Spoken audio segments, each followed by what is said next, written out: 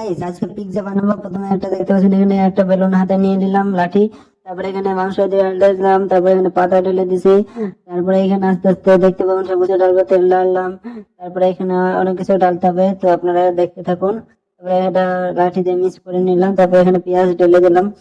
তারপরে এখানে ডালতে হবে, আরো একটা রসুন ডালতে হবে, তো দেখতে পাচ্ছেন না আপনারা। এখানে রসুন ঢেলে দিলাম। তারপরে এখানে ডিম ডালে দিলাম। ডিমের পরে এখানে একটা দেখতে পাচ্ছেন কেকের পাউডার ঢেলে দিলাম। তারপরে এখানে চিজ ডালতে হবে, চিজটা ঢেলে দিলাম। চিজটা ঢেলে দিলাম, তারপরে এখানে হয়ে গেছে দেখতে পাচ্ছেন। তবে এটা এখানে প্রথমে কাটিং করতে হবে। তো এখানে আমি প্রথমে মাংসটি কেটে নেবো পিস পিস করে। তো আপনারা দেখতে পাচ্ছেন এখানে কত সুন্দর করে পিস পিস করে কাটছি। মাংসটি কাটা হয়ে গেল, তো এখানে একটা বাটিতে রেখে দিলাম। তারপরে এখানে পুদিনা পাতা, এখানে এখানে পাতাটি এখানে সরিয়ে নিতে হবে। তারপরে বাটিতে লোড করে রেখে দেবো। তো এখানে তারপরে এখানে রসুন কাটতে হবে, পেঁয়াজ কাটতে হবে, চিজ কাটতে হবে। তো রসুনটা এখানে ছিঁড়ে নিয়েছি। ছিঁড়ে নেওয়ার পরে এটা একটা বাটিতে রেখে দেবো। তো এখানে যতটুকু লাগবে ততটুকু বাটিতে রেখে দিলাম। তারপর এখানে পেঁয়াজটি কাটতে হবে। তো পেঁয়াজটি এখানে সাইজ করে কেটে নিয়েছি ছোট ছোট করে। তো পেঁয়াজের সাইজ হিসাবে পেঁয়াজটি হচ্ছে চিকন করে কেটে নিয়েছি। এখানে 5-6 পিস কেটে নিলাম। তারপর বাটিতে ফুল করে রেখে দিলাম। তারপরে এখানে চিজটি ছোট ছোট করে একদম মিহি করে কেটে নিতে হবে। চিজটিও এখানে আমাদের কাটা হয়ে এসছে। দেখতে পাচ্ছেন এখানে আমাদের চিজটিও কাটা হয়ে গেল। তারপরে এটাকে শরবত বানাতে হবে, সস বানাতে হবে। সেই জন্য প্রথমে এখানে পানি দিব। প্রথমে এখানে তেল দিলাম। তারপরে এখানে আস্তে আস্তে দেখুন সবকিছু ঢালতে হবে। পানি দেওয়ার পরে এখানে দিলাম, সল্ট দেওয়ার পরে এখানে আরো কিছু ঢালতে হবে। সল্ট দেওয়ার পরে এখানে পানি ঢাললাম পর্যাপ্ত মতন। তারপরে এখানে এটা কি ঠিক জানি না, তো এটা ঢেলে দিলাম। তারপরে এখানে সস ঢালবো। তো টমেটো সসের ঢাকনটা খুলতে হবে প্রথমে, তো ঢাকনটা আমি খুলছি। খোলা হয়ে গেল, তারপরে এখানে সসটি পর্যাপ্ত মতন ঢেলে দিলাম। তারপরে এটা লাঠিতে মিক্স করতে হবে। তো এটা আমি জোরে জোরে মিক্স করে নেবো। তো তারপরে চামচ দিয়ে এখানে মিক্স করবো, লাঠি দিয়ে হবে না, সেজন্য চামচ দিয়ে মিক্স করবো। দেখুন কত সুন্দর ভাবে মিক্স হয়ে গেল। তারপরে এখানে একটা বাটিতে ঢেলে রেখে দেবো। ঢেলে রেখে দেওয়ার পরে এবার ময়দা মিক্স করতে হবে। তো ময়দা মিক্স করার জন্য প্রথমে ডিম গুলো ফাটাতে হবে আমাকে। তার আগে পানিটি ঢেলে দিলাম। পানিটি ঢেলে পরে এখানে ডিম একটা একটা করে 3টে ভাঙতে হবে। এখানে তো 2টো ভাঙা হয়ে গেল ডিম। 2টো ডিম ভাঙা হয়ে গেল, 3টে ডিম ভাঙা হয়ে গেল। এবার পাউডারটি দিয়ে দিতে হবে, ময়দাটা দেওয়া হয়ে গেল। তারপরে এখানে সল্ট দিয়ে দিতে হবে। অল্প পরিমাণে এখানে সল্ট দিয়ে দিলাম।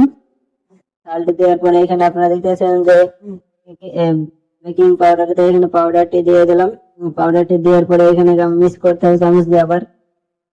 এটা জোরে জোরে মিক্স করে নিলাম। এটা মিক্স করা হয়ে গেল। তারপরে এটাকে এখন আমাকে বেলতে হবে। একটা বড় বেলুন দিয়ে এটাকে বেলবো। যখন পিৎজার সাইজ আসছে ততক্ষণ এটাকে বেলতেই থাকবো।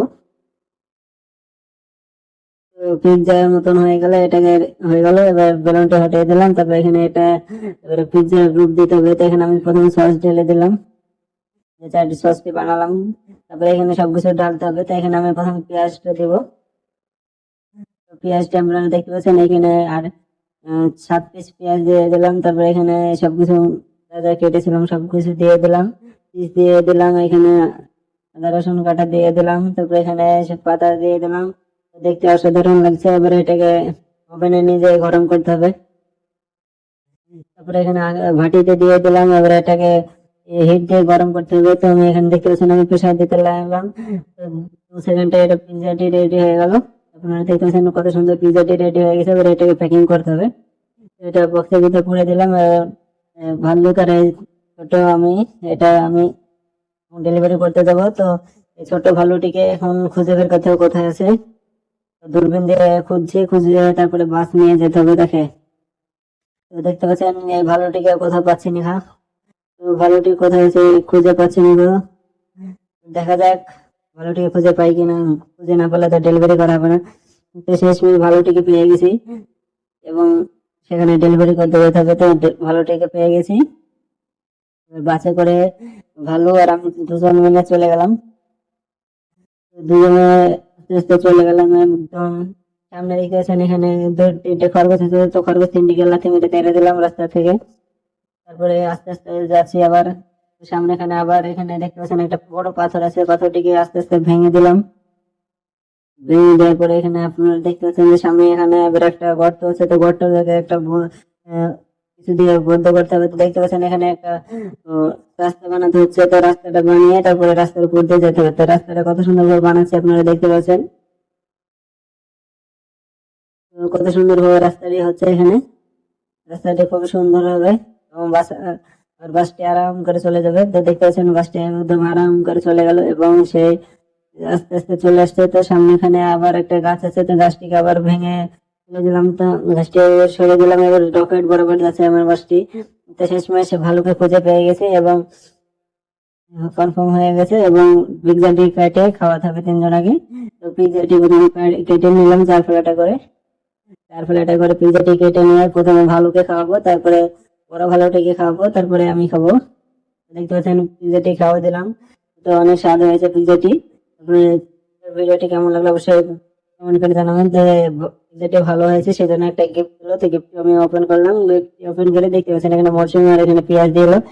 তো নেক্সট এটা দিয়ে আমাদের পিৎজা বানানো হবে। ভিডিওটি ভালো লাগলে সাবস্ক্রাইব করবেন।